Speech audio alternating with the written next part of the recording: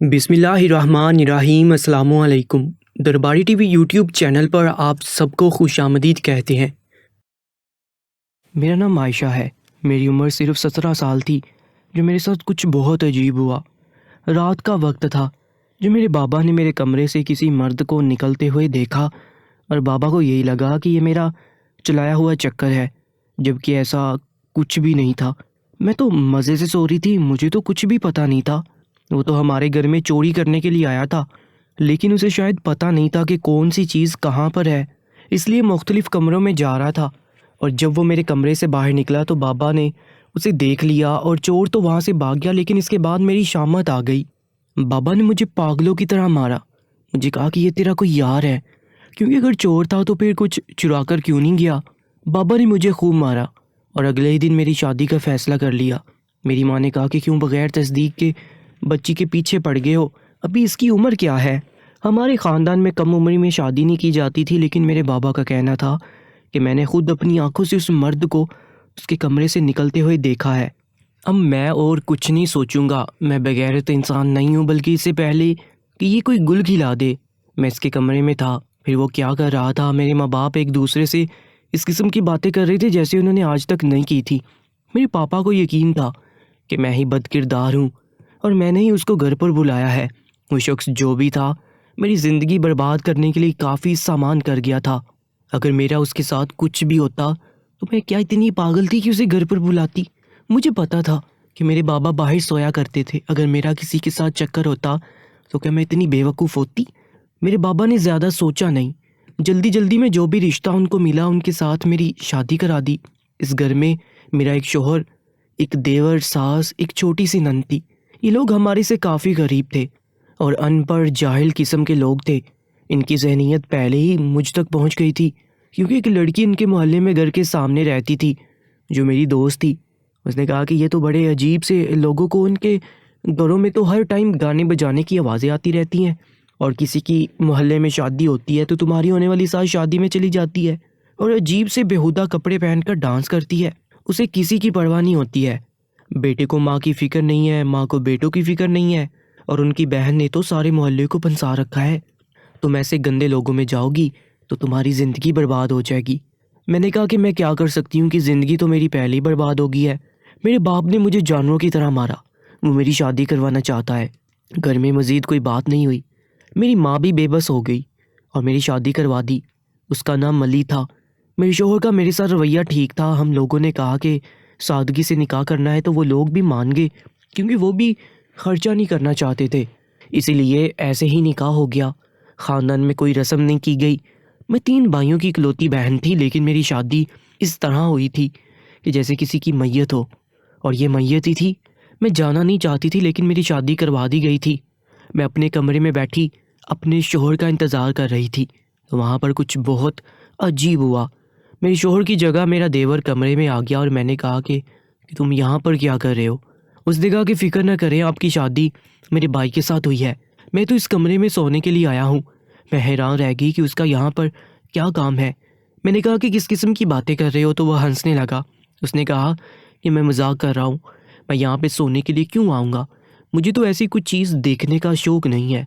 मैं हैरान थी कि ये लड़का किस किस्म की फजूल बातें कर रहा था। कहने लगा कि मैंने आपको ये बताया था कि भाई अपने दोस्तों के साथ बैठे हैं, 2 घंटे देर से आएंगे, आपने सोना है तो सो जाए, और अगर नहीं सोना तो मैं 2 घंटे आपके साथ बैठ जाता हूँ, हंसी मजाक कर लेंगे। मैंने कहा मुझे नींद आ रही है, जबकि मुझे बिल्कुल भी नींद नहीं आ रही थी।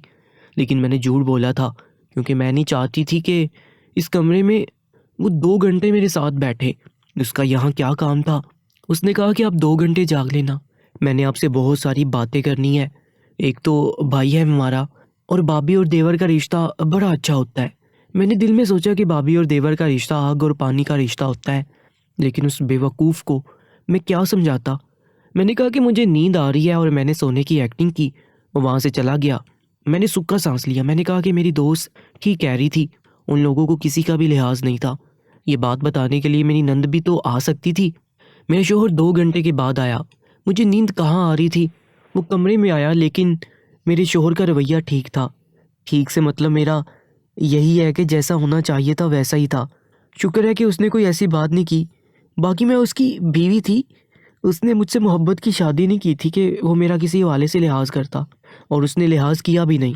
और मेरी ज़िंदगी की शुरुआत वैसे ही हुई थी जैसे ज़्यादातर लड़कियों की ज़िंदगी की शुरुआत होती है। उस घर में वाकई बहुत बेशर्मी थी। नमाज तो यहाँ कोई भी पढ़ता नहीं था और कपड़े भी बहुत अजीब पहनते थे।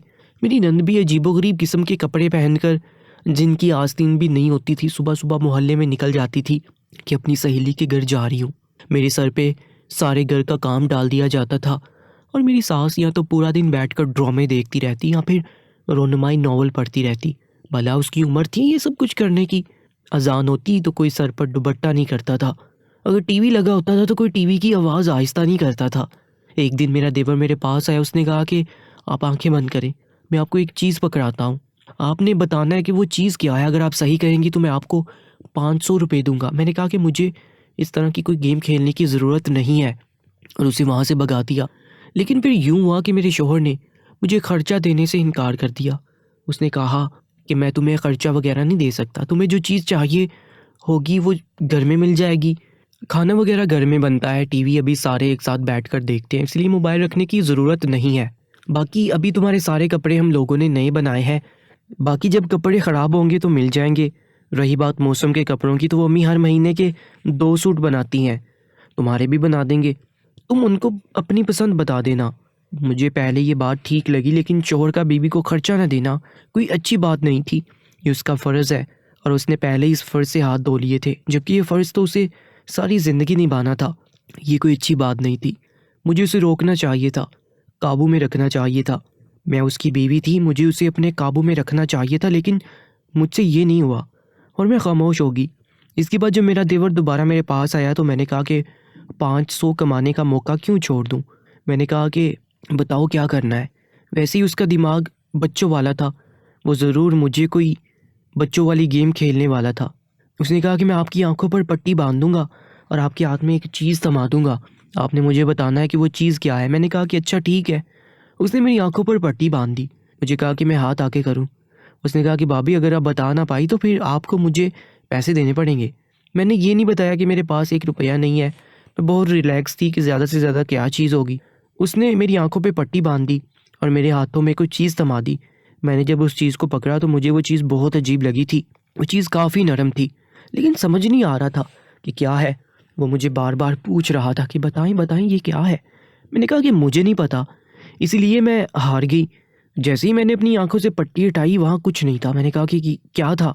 उसने कहा कि ये तो मैं आपको नहीं बता सकता, लेकिन अब आप शर्त हार गई हैं, इसलिए आपको मुझे 500 रुपये देने होंगे। मैंने कहा कि मेरे पास पैसे नहीं। उसने कहा कि चले कोई बात नहीं, जब आपके पास हो आप मुझे बता दीजिएगा। मैंने कहा कि ठीक है, और मुझे अफसोस हुआ कि मैं भी समझ नहीं पाई कि क्या चीज़ थी। एक दिन मेरा देवर फिर से मेरे पास आ गया। उसने कहा कि अगर आज आप जीत गई तो आपको पैसे वापस देने होंगे। मैंने कहा कि ठीक है, मैं दोबारा कोशिश करने को तैयार हूँ। उसने फिर से मेरी आंखों पर पट्टी बांध दी और फिर से मेरे हाथ में वो चीज़ दी। वो चीज़ थोड़ी गीली थी। मैंने काफ़ी देर लगा दी, लेकिन मुझे फिर भी समझ नहीं आ रहा था। मैंने कहा कि मैं हार गई। उसने कहा कि आज आप फिर से हार गई हैं, इसलिए जो 500 है वो आपको मुझे देने हैं। मैंने कहा कि मेरे पास पैसे नहीं हैं। उसने कहा क्यों भाई, आपको पैसे नहीं देते? तो मैंने कहा कि हाँ, तुम्हारे भाई मुझे पैसे नहीं देते। उसने कहा कोई बात नहीं, लेकिन अब मेरा आपके पास 1000 रुपया हो गया है। मैंने सोच लिया कि मैं उसके साथ नहीं खेलूँगी, और अगर कभी मेरे पास पैसे हुए तो दे दूँगी उसको पैसे, लेकिन अभी तो मेरे पास 1000 या 1 रुपया भी नहीं था। लेकिन मुझे गुस्सा बहुत आता कि मैं 2 दफ़ा भी कोशिश करने के बावजूद जीत नहीं सकी थी। तो आज मेरे पास 1000 रुपये होते और मैं अपनी कोई चीज़ ले सकती थी। मैं अपने घर जाती तो खाली हाथ मुझे बहुत बुरा लगता था। मैं चाहती थी कि मैं अपने घर जाऊं तो कोई चीज़ लेकर जाऊं। मेरे भाई काफ़ी छोटे थे, अभी तक स्कूल में पढ़ते थे। उनके दिल में तो बात आती होगी, आप ही हमारे लिए कोई चीज़ नहीं लाई। बाबा तो मुझे देखते भी नहीं थे। अम्मी कहती थी मुझे तुझ पर पूरा भरोसा है, लेकिन ये मर्द ऐसे ही होते हैं, तुम कभी किसी मर्द का भरोसा ना करना, क्योंकि ये भी तो हम औरतों का भरोसा नहीं करते। मैंने कहा कि अपने शोहर का भी नहीं। तो मेरी माँ ने कहा कि हाँ, तो अपने शोहर पर भरोसा ना करना, क्योंकि वो भी एक मर्द है, और औरत अगर मर्द की मोहब्बत पर भरोसा करती है तो वो पागल होती है, और अगर वो उसकी मोहब्बत पर उतराती है तो वो बहुत बड़ी बेवकूफ़ होती है, और अगर इस मोहब्बत पे गरूर करती है तो फिर वो बर्बादी की तरफ जा रही होती है। खैर 2-4 दिन इसी तरह गुजर गए। एक दिन मेरी नंद किचन में खड़ी कुछ बना रही थी। ढंग का खाना खाने की उसको आदत नहीं थी। बाज़ार से खाना मंगवाया करती थी या फिर खुद ही कुछ बना लेती थी। दाल रोटी तो उसको पसंद ही नहीं थी। कभी कभी तो घर के बाहर कोई ढेर सारा खाना रख के चला जाता था और मेरी नंद जाकर उठा लेती थी। ये खाना होटल का होता था। मैं इतनी बेवकूफ़ नहीं थी, मुझे समझ आ गई थी। उसने कुछ लोगों से दोस्ती कर रखी थी जिनसे खाने पीने की चीज़ें मंगवाती है। वहाँ पर मेरा देवर आया तो मैंने उसकी बहन के सामने कहा कि जो गेम तुमने मेरे साथ खेली है वो अपनी बहन के साथ भी खेलो, उसके साथ भी शर्त लगाओ, हो सकता है ये पहचान ले। मेरी नंद मुतवज्जे हुई और उसने कहा कि कौन, इस शर्त की बात हो रही है, मैं भी खेलूँगी। मैंने उसे कहा कि अगर तुम जीत गई तो 500 मिलेगा। उसने कहा कि मैं ज़रूर खेलूँगी, उससे 500 निकलवाने का अच्छा मौका है। उसने वैसे भी मेरे बहुत सारे पैसे देने हैं। उसने कहा कि नहीं, वो गेम मैं इसके साथ नहीं खेल सकता। मैंने कहा क्यों, इसके साथ क्यों नहीं लगा सकते शर्त? मेरी साथ लगा सकते हो तो तुम्हारी अपनी बहन है। तो मेरे देवर ने कहा कि नहीं भाभी, आपके साथ भी नहीं खेलूँगा, बस आप किसी को नहीं बताएगा। वो वहाँ से चला गया और मेरी नंद ने मुझसे पूरी बात पूछी तो मैंने उसको बात बता दी। वो भी कहने लगी कि भाभी मैं आपको एक बात पहले ही बता देती हूँ, ये जो मेरा भाई है ना, बचपन में खुले गटर में गिर गया था और इसके सर पर चोट लगी थी। बस ये पागल है। चले आप इसकी किसी बात को भी किसी को नहीं बताइएगा और इसकी किसी बात को दिल पर मत लीजिएगा और इसकी उल्टी सीधी हरकतें भाई को नहीं बताइएगा, नहीं तो वो इसे पागलों की तरह मारेंगे। वो पहले भी इसको ऐसे मारते हैं जब ये कोई हरकत करता। मुझे लगा कि ये मजाक कर रही है कि इसका भाई गटर में गिर गया था, क्योंकि बहन भाइयों में मजाक बहुत होता है। वो एक दूसरे को इस तरह की बातें करते रहते हैं। मैं भी कभी कभी मजाक में अपने भाई को कहती थी कि तुम्हें हमने गोद लिया था, तुम हमारे बेटे तो नहीं हो। इसलिए मैंने उनकी बातों पर ध्यान नहीं दिया। लेकिन एक दिन मुझे बहुत ज़्यादा पैसों की ज़रूरत थी और मैंने अपने देवर से कहा कि मुझे तुम्हारे साथ फिर से शर्त लगानी है। उसने कहा कि ठीक है, इस दफ़ा आप जीत गई तो मैं आपको 1500 रुपये दूंगा। मैं बहुत खुश होगी और मैंने सोच लिया कि इस दफ़ा मैं जीत जाऊंगी। लेकिन मैं पहचान नहीं पाई और मेरे दिमाग में एक ख्याल आ गया, जब इंसान सही तरीके से कोई खेल खेलना चाहे लेकिन जीत नहीं सके तो फिर वो चीटिंग करता है, और मैं भी चीटिंग करना चाहती थी। मैंने उसे कहा कि मैं कल तुम्हारे साथ आखिरी दफ़ा ये शर्त लगाऊंगी, अगर मैं जीती तो तुम मुझे पूरे 3000 रुपये दोगे और अगर मैं हार गई तो मैं तुम्हें 5000 रुपये दे दूंगी। मेरा देवर तो इस बात पर बहुत खुश हो गया। उसने कहा कि लगता है भाई ने आपका ख़र्चा लगा दिया है। मैंने कहा कि हाँ, तुम्हारे भाई ने मुझे ख़र्चा देना शुरू कर दिया, मेरे पास बहुत सारे पैसे हैं। और फिर शर्त तो ऐसी होती है, शर्तों में थोड़ी ना देखा जाता है कि पैसे कितने लग रहे हैं। मैं कल तुम्हारे साथ ये शर्त ज़रूर लगाऊंगी। देवर भी खुश हो गया और उसने कहा कि ठीक है, कल को बहुत मज़ा आएगा। अगर आप हार गई तो पूरे 5000 देने होंगे। पहले भी आप कई दफ़ा हार चुकी हैं, लेकिन मैंने आपसे पैसे नहीं लिए। मैंने कहा कि तुम फिक्र नहीं करो, मैं तुम्हें पूरे पैसे दे दूंगी, पर तुम भी पैसे तैयार रखना। हम लोग आपस में बातें कर रहे थे कि मेरा शोहर वहाँ पर आ गया। जब मेरा शोहर घर आ जाता था तो वो मुझे कोई इशारा नहीं करता था, लेकिन इसका मतलब ये होता था कि मुझे कमरे में जाना है। मैं चली जाती थी। मेरा शोहर मुझे काम बता देता कि मेरे लिए चाय बनाओ, कपड़े निकाल दो। उसने कहा कि तुम इससे बातें कर रही थी, तुम्हें पता है ये पागल है। मैंने कहा कि क्या मतलब, आपकी बहन भी कहती है कि ये पागल है, आप भी कहते हैं कि ये पागल है, मुझे तो ये पागल नहीं लगता। तो मेरे शोहर ने मुझे कहा कि ये पागल है, इसका दिमाग ख़राब है, इससे दूर रहा करो। ये बात करते करते अचानक पटरी से उतर जाता है। मैं दिल से सोचने लगी कि वो तो आपके सारे ख़ानदान की बीमारी है। आपकी माँ भी अचानक से बैठे बैठे बातें करते करते मुझसे ऐसे सवाल करने लगती है जो एक सास कभी भी अपनी बहू से नहीं करती। और अपनी बहन के बारे में उनको पता नहीं था, जिसने सारे मोहल्ले के साथ ताल्लुक़ रखा था, और उनके बारे में भी किसी को पता नहीं था। ये शादी से पहले पता नहीं क्या करते रहे थे। मैंने उनको कह दिया कि ठीक है और उनको शर्त वाली बात नहीं बताई। मुझे पैसों की सख्त ज़रूरत थी। मेरे सबसे छोटे भाई की सालगिरह थी। हम सालगिरह धूमधाम से मनाते थे। मैंने उसे वादा किया था कि मैं उसके लिए एक वीडियो गेम लेकर जाऊंगी जो पूरे 3000 रुपये की थी। इसलिए मुझे पैसों की बहुत ज़्यादा ज़रूरत थी। शोहर से मांगे थे, लेकिन उसने इनकार कर दिया। उसने कहा कि सालगिरह का जश्न मनाना तो गुनाह होता है। मैं उसे जवाब दे सकती थी कि औरतों का नमाज ना पढ़ना, घर से बेपर्दा होकर निकलना, मोहल्ले के लड़कों से दोस्ती करना, दूसरों की शादियों में जाकर डांस करना भी गुनाह होता है। लेकिन मैंने उसे जवाब नहीं दिया और मैं खामोश हो गई। मैंने इस चीज़ को कभी देखा नहीं था जो मेरा देवर मुझे पकड़ा देता था, लेकिन अब मैं उसे महसूस करके उसके बारे में सोच रही थी कि वो बहुत नरम सी चीज़ थी और उसके ऊपर काफ़ी बाल भी होते थे। ऐसी क्या चीज़ हो सकती थी? और जब मैं आंखें खोलती थी तो वो चीज़ गायब होती थी। इस दफ़ा मैं अपने साथ एक कपड़ा ले गई। जब मेरे देवर ने कहा कि आपको पट्टी बांधनी है तो मैंने कहा कि इस दुपट्टे से बांध दो। वो भी मान तो गया। उसने वो दुपट्टा मेरी आंखों पर बांध दिया। वो बहुत ज़्यादा बारीक कपड़े का था और मुझे सब कुछ साफ साफ नज़र आ रहा था। जो शायद उम्र में छोटा था और बच्चा था। मैं बुरी तरह से चिल्लाई और मैंने फ़ौरन अपना हाथ पीछे कर लिया। मैंने अपनी आंखों से पट्टी हटाई।